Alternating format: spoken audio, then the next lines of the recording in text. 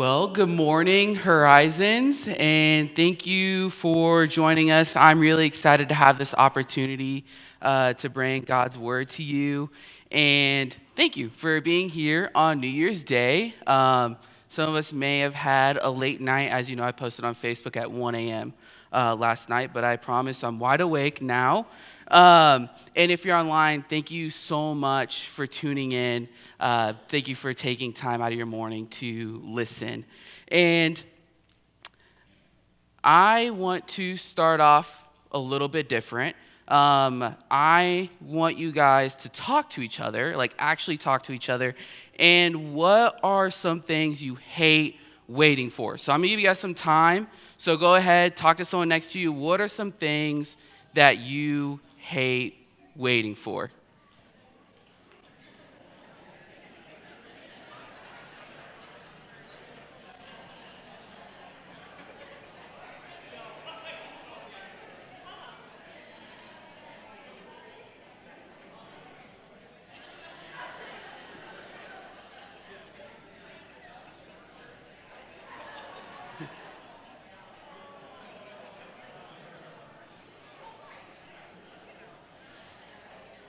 All right, let's bring it back in. I am really proud of you all. There was a small part of me that think you guys wouldn't actually talk to each other, but I'm really happy you did. Some of the things I personally hate waiting for is when I can't get something in 2 days on Amazon. I think it's really irritating if I don't have it in 2 days. A few other things I hate waiting on. Recently, my friend has started game sharing with me, so I got the new Modern Warfare on my Xbox, and they just released like a 98 gigabyte update, and it literally took maybe 6 hours to download. And as he was taking a nap, it was the perfect time for me to play, and I wasted it watching a bar slowly move across my screen. Um, so yes, I hate waiting for things, and I feel like we sometimes get stuck in this not yet. And thinking about this topic of not yet, it brings me back to almost every spring in high school. So I was an athlete, so I played football in the fall, took the winter sport off, and then I ran track in the spring. But every single year, freshman, sophomore, junior, senior year, I pulled my hamstring at the end of every single track season. And it was very frustrating. And I can still kind of feel like my hamstrings now, as I'm talking about it, like tighten up and know my body's not going to work. And the thing about the end of a track season, you get city championships, you get conference, you get district, and if you do good at districts, you get to run at state. And as a high school student, my dream was to play or run at a college level. And it's really hard to do that when you're always hurt because no one wants to give you a scholarship if you're hurt. And I always started questioning, like, am I supposed to be an athlete? Is this what I want to do? I can't even run. My legs don't even move. Like, what am I supposed to do? And I remember this feeling of, gosh, not yet. Gosh, what am I supposed to do? And it leads to a lot of frustration. So I don't know if you've experienced something like that. It doesn't matter what your age is, we have all experienced that type of not yet. This frustration of, I want something or I want to be in a certain place, but I'm not yet there. Whether that's in our hobbies, grades, training, relationships, work, or even in our faith. We're like, gosh, I'm just not there yet. What is wrong? And I want to tell you, there's nothing wrong with that. It is okay to be in that not yet. And I feel like this is a very important message heading into a new year to be fresh and to be renewed and know that it is okay. And King Solomon, wrote this great book, Ecclesiastes, which Mackenzie and I practiced that word for about an hour maybe. Um, so King Solomon wrote this book, Ecclesiastes, and he's answering the question, what is the meaning of life? And he touches on this not yet a little bit in chapter 3. So if you are following along in your Bible, or the words will be up on the screen, go ahead and join me there at verse 1. And it says this: a time for everything. For there is a season and a time for every activity under heaven. A time to be born, a time to die, a time to plant, a time to harvest, a time to kill, a time to heal, a time to tear down, a time to build up, a time to cry and a time to laugh, a time to grieve and a time to dance, a time to scatter stones and a time to gather stones, a time to embrace, a time to run away, a time to search, a time to quit searching, a time to keep, a time to throw away, a time to tear, and a time to mend, a time to be quiet, and a time to speak, a time to love, and a time to hate, a time of war, and a time for peace. What do people really get for all of their hard work? I've seen the burden of God has been placed on us all. Yet God has made everything beautiful for its own time. He has planted eternity in every human heart. So not even people can see the whole scope of God's work from beginning to end. I love this. And he says a time so many times after a row. And he does that for a reason, because he wants you to focus on there's a time for everything. And a lot of it sounds kind of not great. Dying, tearing down, weeping, mourning, war, none of those things are great. None of those things feel good. A lot of that is actually very painful and uncomfortable. And we continuously find ourselves in this space of not being comfortable, not being quite where we want to be. And Solomon does a great job, and I don't think he wants us to ignore those. I don't think he just wants us to sit back and just kind of let this wave pass on by, but I think he's pointing to the importance of that time. And when I started at the University of Nebraska, one of my favorite classes I got to take was entomology, which is the study of bugs. And we got to do two different projects. One was raising a pet cockroach, and the other one was raising a caterpillar from egg to being a moth. And it was so cool because I had it in this container. But when the caterpillar turns into its cocoon, it literally turns into goo. It melts inside of its cocoon, which is kind of gross, to be honest with you. It's messy, but without that caterpillar going through this phase, it can't turn into what it's supposed to be. Without it going through the struggle and the pain of melting, it can't be molded into this beautiful moth that it's supposed to be. And this caterpillar goes into this life cycle knowing its end goal. It knows, I have to go through this to get to this. And you can't skip that middle part, because that's the most important part. He can't skip that. And John does a great job of describing this end goal in Revelation. Yes, I said Revelation, and I promised Mandy I'm not going to go off the deep end.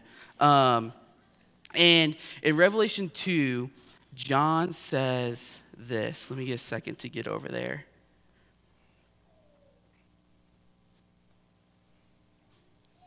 So Revelation 2, verse 21. Revelation 21, verse 2. Sorry.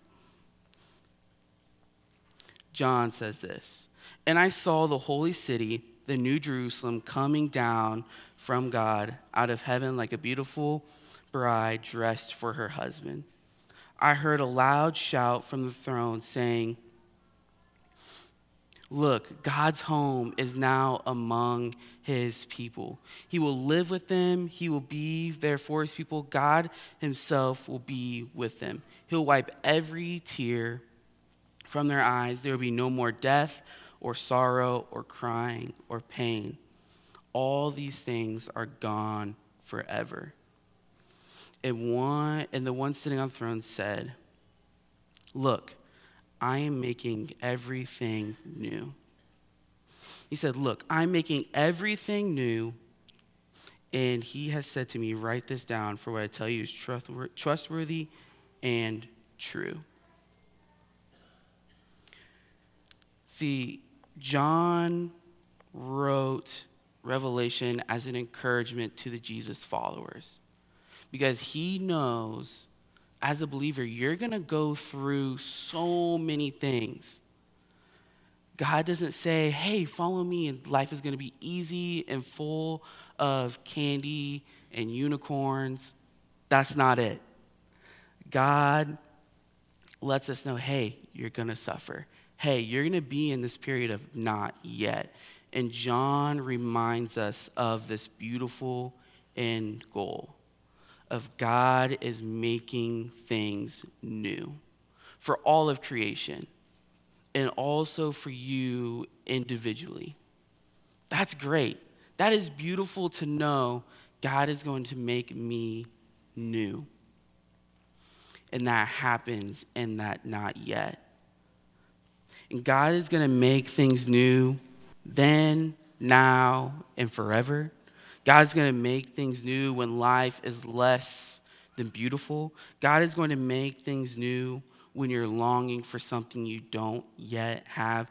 God will make things new when you're waiting or delayed. God will make things new when you're frustrated with your own progress. God is making us new every single day. And that's absolutely beautiful and encouraging. When I graduated high school, I decided I want to go into youth ministry. This is what I want to do. My life got changed senior year of high school, and I decided this is what I want to do for the rest of my life. So, as a 17-year-old, what made sense was you pick what you want to do and you go to college for it. That's the normal path, then you go do it. Unfortunately, my path was not that. So I graduate high school. I somehow get a track scholarship to York College. And I'm like, this is great. I get to be a youth pastor and I get to run track. This is awesome. So I move out to York. I'm living in the dorms. I'm also interning at a church here in Lincoln. And I'm driving back and forth. And about halfway through that semester, my mom gets diagnosed with cancer. And so now things in college are a little bit harder. I'm driving back to Lincoln more to help take her to treatment. And I'm going back and forth, 3-4 times a week. And a normal day was waking up at 6 a.m., go lift, go to class, go to practice, get in my car, drive to Lincoln, sometimes either go to youth group or take my mom to treatment, and then be back in the dorms by 11, or I'd get fined for being late. So I did this for 2 months, and I finally decided, you know what? It's time for me to drop out and move back to Lincoln to be closer to home. And this was the first time I started to question, is this what I'm supposed to do? You're supposed to go to college. You're supposed to learn about what you're supposed to do and then go do it. And now that idea is now crumbling. And I was like, okay, I still need to go to school. So I transferred to UNL.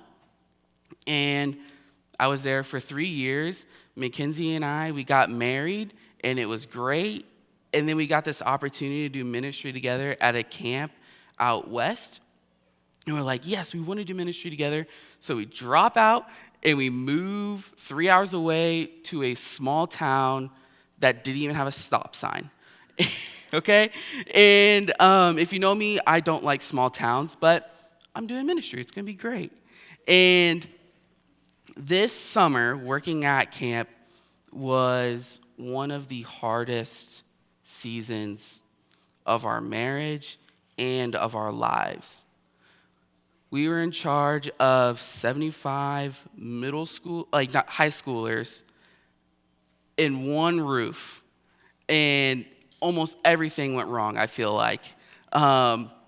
From crazy stories of taking away tattoo guns from people that they got on Amazon, taking a literal sword away from them because they were playing Fruit Ninja out in the yard.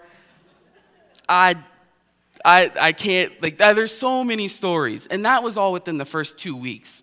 So the whole summer didn't change for us. And it was really hard, but we're like, you know what? We love God. We love ministry. We're going to stay. So we joined full time, and it was still really hard for us. Things started changing at camp, and we decided it's time. We can't be here for us because it's not a great situation. So here I am again, thinking, why have I failed? What am I supposed to be doing? Like, God, I thought you wanted me to be in ministry, but here I am, moving back, living in my in-laws' basement. This is not great.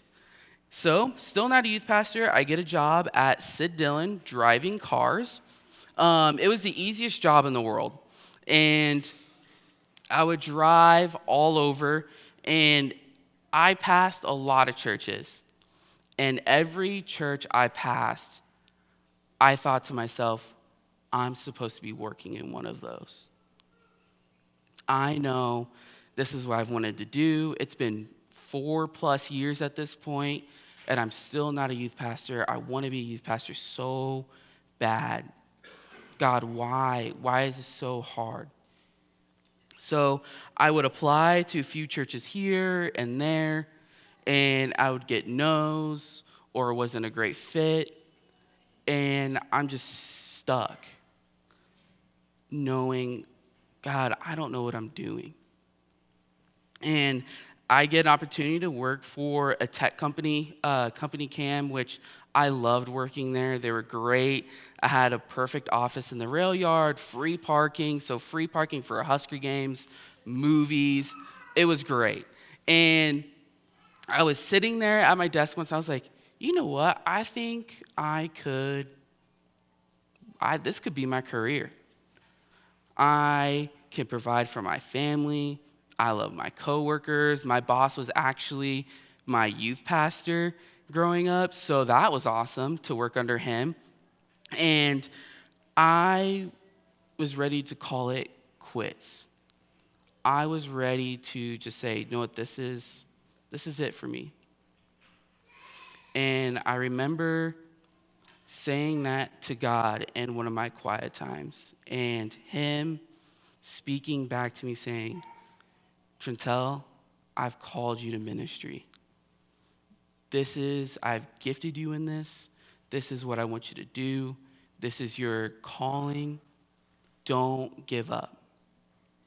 And I was like, okay, God, I'll give you a little bit of time. So I was at work, which I don't advise, Googling jobs at your job. So I'm on my laptop in between calls and Zoom meetings, and I'm Googling youth pastor jobs in Lincoln, Nebraska. And so Horizons popped up, and I'm like, oh, this is kind of cool.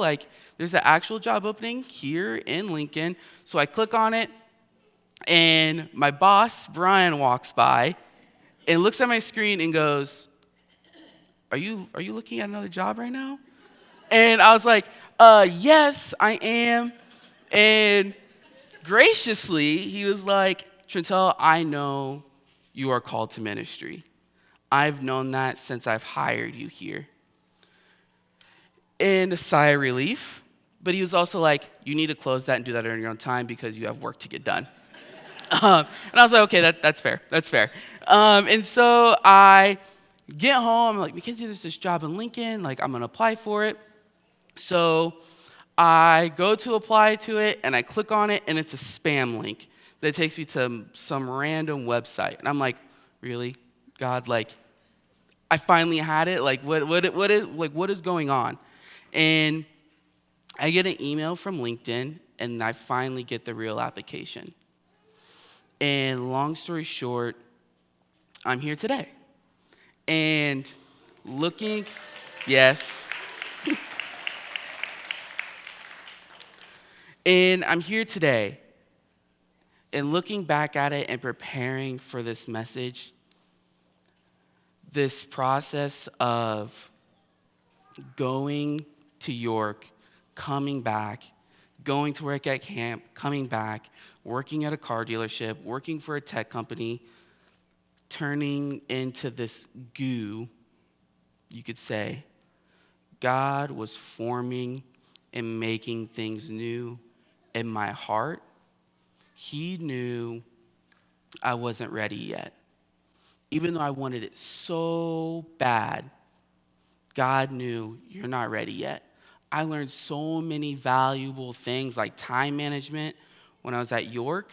I learned working at a dealership, you just got to get stuff done.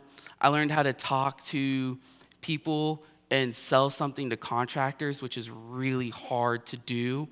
And these things prepared me for this moment. And I wouldn't change anything about that.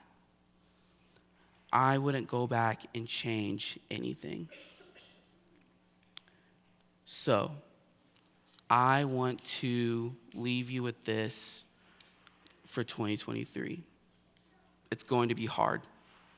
I'm sorry, it's not encouraging. It's going to be full of twists and turns. It's going to be full of waiting. It's also going to be full of blessings. It's going to be full of unknowns. But Jesus came to this earth. He came and gave his body. He shed his blood so that we could have a relationship with the eternal God that never changes, with a God that doesn't twist or turn, a God that has our best interest in hand. And without Jesus, this not yet, this unknown is scary. It's confusing, it's hard, it makes you worry. But I can tell you this from my own experience in many things. When you trust in Jesus, you start to embrace the not yet. You start to have hope in the not yet. Then you start to see the silver lining, and God is making things new in this moment.